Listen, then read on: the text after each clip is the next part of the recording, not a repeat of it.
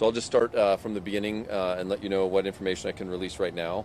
The original call came in just before 11 o'clock this morning. The Central Precinct officers were responding to a call that there was somebody making threats with a firearm inside the Good Samaritan Hospital. When officers arrived, they started to coordinate with staff in the hospital, including the security staff, and they were advised that shots had been fired.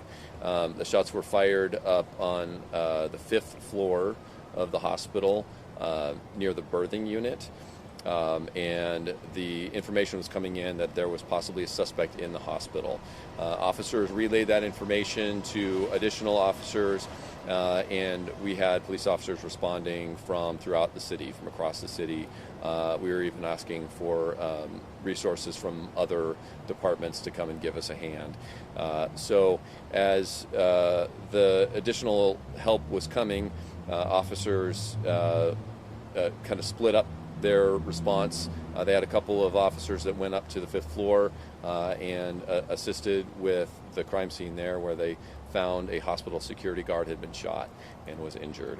Hospital staff was already well underway in treating the security guard and getting that process started.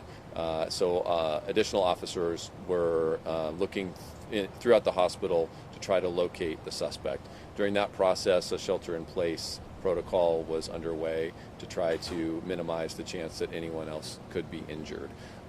We did not have any information that it was an active shooter situation, but the officers went in with that mindset, that they were looking for a potential active threat in the hospital.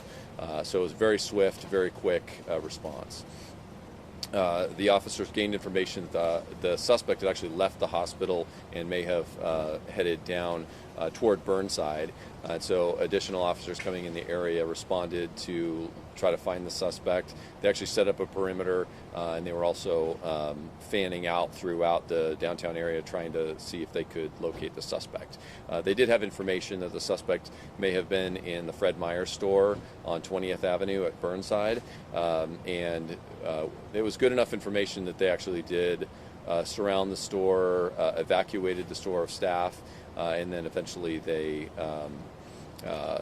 found that there was no threat there and were able to release that. There were no injuries there. And I'm not sure if the suspect was actually ever there. But that was the information we had, and so there's a great deal of police activity in that area at the time. When officers also sent out information about the suspect citywide, and officers were able to determine the suspect was in a vehicle in East Portland, and an East Precinct supervisor located the vehicle and attempted a traffic stop. That stop happened at Northeast 181st and Everett Street in Gresham, where officers determined that the suspect was in that vehicle. The Special Emergency Reaction Team and the Crisis Negotiation Team, which had responded here to the hospital, then responded to the scene in Gresham. We also had Gresham Police, Multnomah County Sheriff's Office responding to that scene. During that encounter, shots were fired by the police, and the suspect is deceased. Meantime, detectives from the homicide unit, Portland Police Homicide Unit, have been working at the hospital to determine what all took place here. Now being a homicide investigation, they had an all-call, and actually they brought in detectives from other units as well. When the officers, or when the detectives interviewed witnesses, hospital staff, and went through to try to obtain evidence, that process is complete, and we shortly ago released the shelter-in-place order for the hospital, and the hospital staff are now in the process of returning the hospital to normal operations. I'm not sure how long that process is going to take, but there has been a tremendous amount of coordination between our agency, Portland Police, and the hospital staff to try to make this as low impact as possible for the patients, because we know it's a working hospital, we have patients who need care, and we were very mindful of that throughout this whole process. So I can confirm that the hospital security guard was treated at Good Samaritan, but was transferred to a level 1 trauma center for additional care, and that's where he was pronounced deceased. We still have quite a bit of investigative work to do. Our homicide unit detectives have been here since pretty much the beginning, and they still have a lot of work to do to kind of piece together everything that happened. We have talked to a lot of witnesses, but there certainly is possibility that we have other people out there that have information about what took place here. And so we put contact information for the primary detectives in our press release, and we appreciate anybody that has information that hasn't already spoken to police to reach out to those detectives so they can get a full picture of what happened.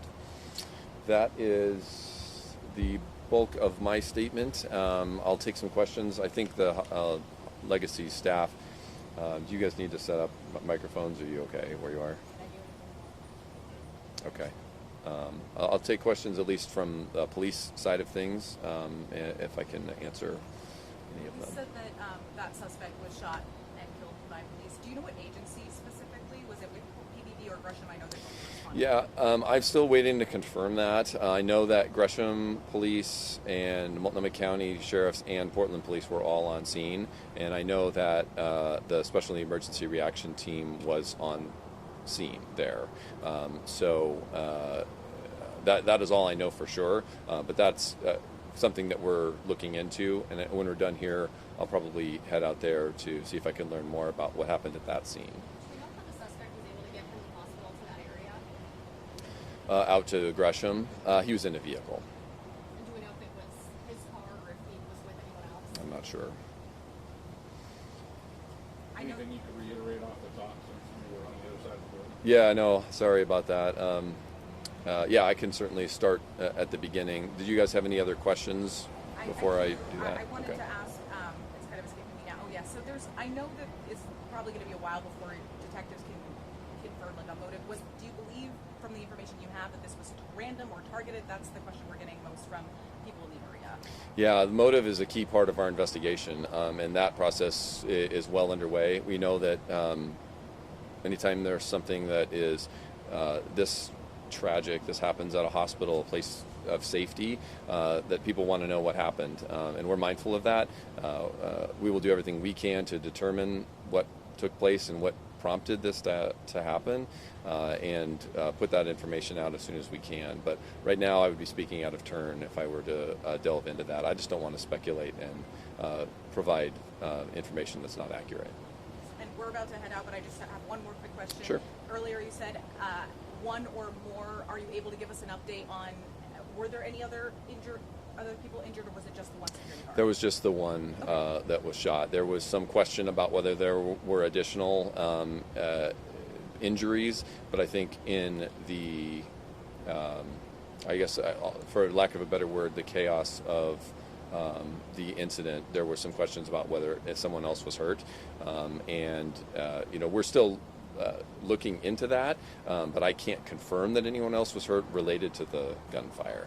So at this point, all I can say is that we had the security guard who was shot, and despite life-saving efforts, passed away at the hospital.